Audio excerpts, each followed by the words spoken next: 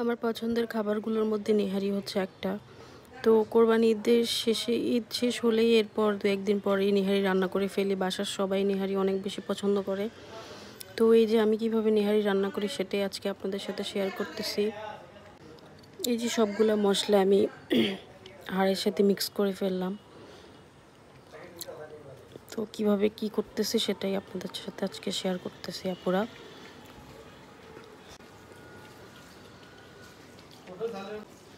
নেহারি কিন্তু বেশ অনেকক্ষণ ধরেই সেদ্ধ করতে হয়, তাহলে নেহারির যে মাংসগুলো থাকে, নেহারি হাড়গুলো একদম নরম হয়ে যায়। আমি সবসময় প্রেশার কুকারেই করতাম, কিন্তু এবার আর প্রেশার কুকারে করি নাই। এবার ইলেকট্রিক চুলায় বসিয়ে অনেকক্ষণ ধরে জাল করে তারপর রান্না করেছি। আলহামদুলিল্লাহ, আমার নেহারিটা অনেক বেশি মজা হয়েছে, সবাই অনেক বেশি পছন্দ করেছে। আপনারা কে কীভাবে রান্না করেন অবশ্যই আমাকে কমেন্টসে জানাবেন। আর আমার রান্নাটা কেমন হয়েছে সেটাও অবশ্যই আমাকে জানাবেন।